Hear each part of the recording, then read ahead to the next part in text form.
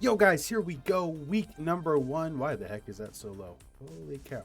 As you can tell, I am home during the day and awake and got the video, got the sun shining outside in the background. I'm trying not to completely blur you guys out, but I did want the sun. But, doesn't really want to cooperate at all, does it?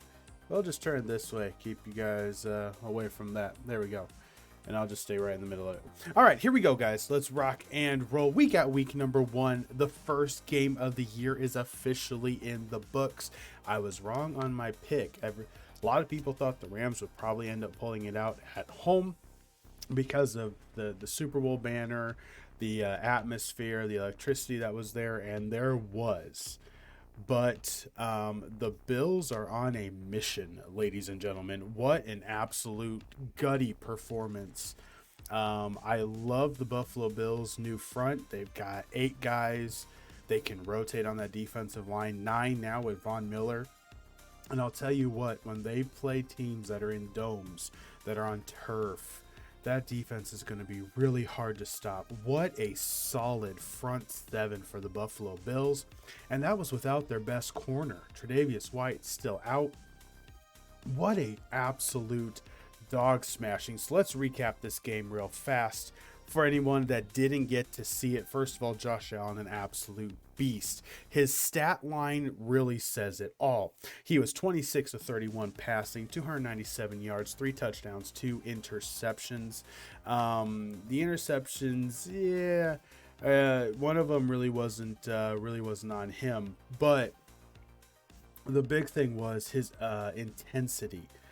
He ran the ball 10 times for 56 yards, a touchdown, had one absolutely pulverizing stiff arm. He threw an absolute deep ball to Stephon Diggs. Diggs just absolutely got behind the secondary. And the Bills just ran away with the game. The problem for the Bills, really what still showed was not a ton of a run, not a lot of running game outside of Josh Allen. Singletary got 8 rushes, Moss got 6 rushes. So the yard total, it was 292 yards through the air, 121 on the ground for the Bills. So the yardage number looks good, but 56 of that 121 was Josh Allen. Really didn't have a huge average per carry when just running the football, which is still the big concern come the winter months in Buffalo, when you got to be able to pound out 2-3 yards when you need to keep the chains rolling. But everything else looked fantastic. The defense was stout, 7 sacks, no sacks with blitzes. It was just their front 4. Absolutely, they're my Super Bowl pick. They're almost everybody's Super Bowl pick. I think they're hungry this year. The way they lost to the Chiefs last year hurt a lot, and they want to win. They felt they should have been there. I think they would have beaten the Bengals. I'm sorry, Bengals fans.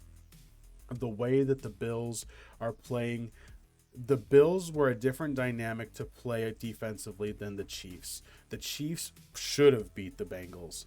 I think the Bills would have beat the Bengals. There was not going to be any answer for Josh Allen from the Cincinnati defense. They were able to kind of play a little bit better against just a more passing Patrick Mahomes. I think the Bills are going to run it. I think they're going to have an absolutely fantastic year. And my dad has Josh Allen in fantasy football, and he was very happy last night. And he also had the Buffalo Bills defense, and that was a great night for him. So let's get to the Rams. Couple main concerns. First of all, the big concern is the fact that the defense didn't get a lot of pressure without Von Miller. Aaron Donald is still an absolute beast, still a complete wrecker on the inside, but he's only one guy. Leonard Floyd, Gaines, and A'Shawn Robinson really, really need to step it up and play next to Donald and really get that defense rolling. The linebacking core, you could tell the leadership of Bobby Wagner was there. The leadership in the linebacking core, they looked a little bit crisper. You just couldn't stop Josh Allen. The secondary, outside Jalen Ramsey, really there's not much back there. It's a little bit weaker. Give it some time. They'll gel. They'll mesh. It is game 1. Don't worry about it, because if they're there in the Super Bowl, nobody's going to care about week number 1. But I do think this was a Super Bowl preview. The only other team I think can make it in the NFC is the Minnesota Vikings. I would love to see a Buffalo Bills Minnesota Vikings Super Bowl. I think that would put the headlines would be huge. It'd be another former assistant going up against the head coach. And I think the teams match up really well with each other. I think it'd be an awesome game. But the big concerns are no running game for the Rams whatsoever. None. They got stifled, completely stifled. Defense didn't get enough pressure up front. Those are the two big ones. The interceptions by Stafford, I mean, he started forcing stuff late, which naturally you kind of do. So I'm going to kind of lay off on the interceptions. He tried. He was 29 of 41, not a horrible completion percentage. But just, sacks 7 times with no blitzes. No sacks from blitzes. That's astonishing. And if you're getting pressured with 4 linemen and they don't even have to blitz you, you're in trouble. So the Rams, your offensive line, you got to get figured out, and it's a big problem.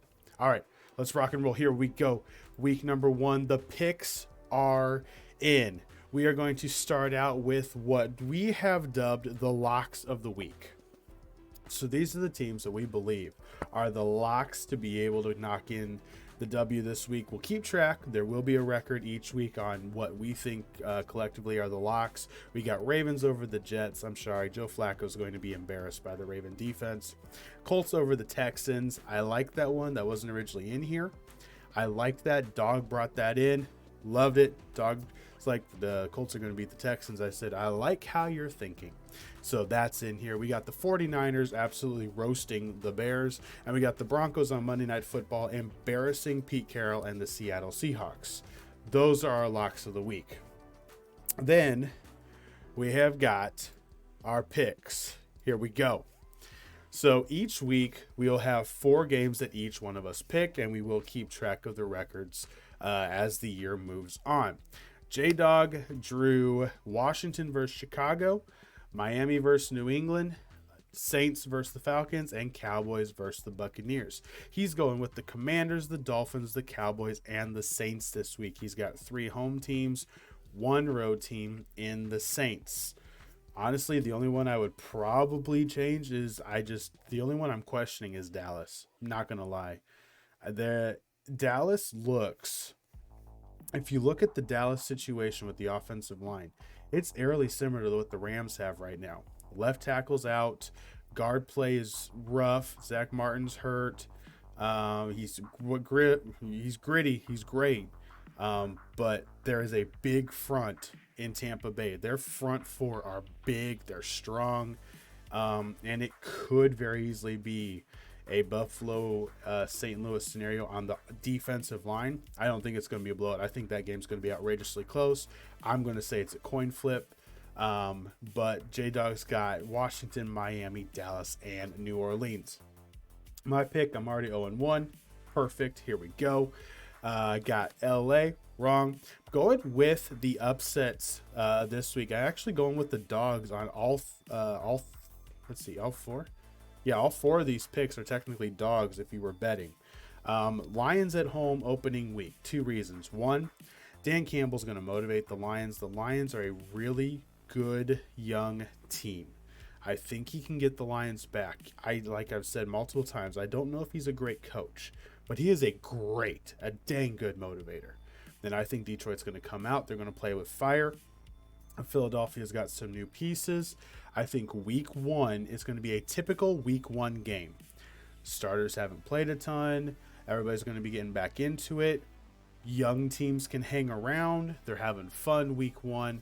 I think the Lions squeak it out 26-24, something like that. The Browns over the Panthers. 1 reason. I think the Browns defense will push around the Carolina offensive line more than the Carolina defense will push around the Browns. They're going to load the box with 8.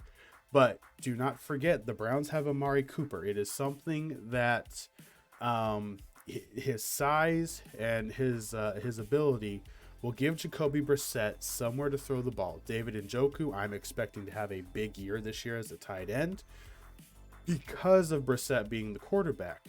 They're going to run the ball 40 times. They're going to throw the ball 15 to 20. It's going to be low scoring. I've got the Browns pulling it out 21-17. Baker Mayfield is going to be under duress.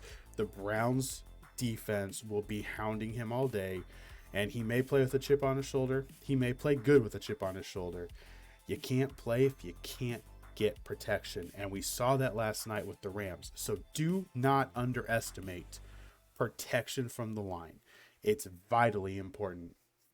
And then I got the Vikings at home over the Packers. What are we talking about? Packers don't have a chance. They have no receivers. Lazard's out. Watson's out. They have zero shot. The Packers have absolutely no shot. Vikings, I think they're going to just light them up. I'm going blowout. I think the Vikings just blow them out at home in Minneapolis. All right, Penguin, here we go. We got him choosing Bengals over the Steelers at home. He's going Cardinals over the Chiefs at home week 1. He's got the Chargers over the Raiders and the Titans over the Giants. That game also could have been a lock in a sense. But Penguin going with all 4 home teams in his picks this week. Always got a good shot. I'm going all dogs. Dog is going mostly favorites, and Penguins going all home teams.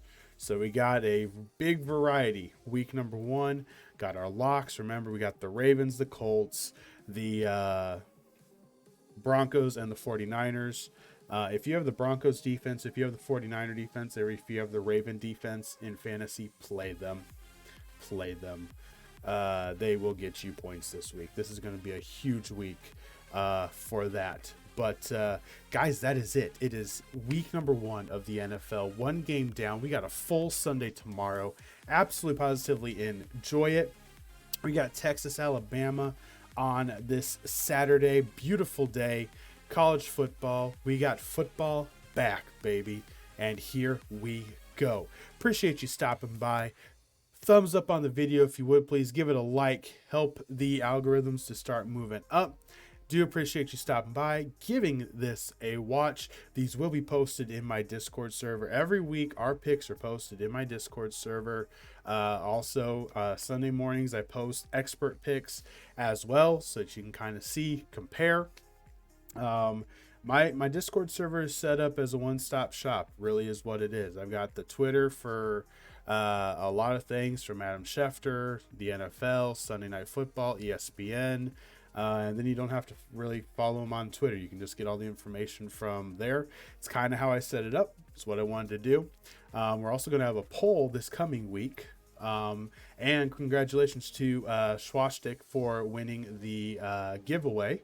And he'll be over in Funky Creations getting his own wallpaper done for his either phone or computer. So congratulations to him for that. And guys, that is what we're going to wrap up with today. Appreciate every single one of you. Have a absolutely fantastic football weekend. Wings up, hawk out, football on.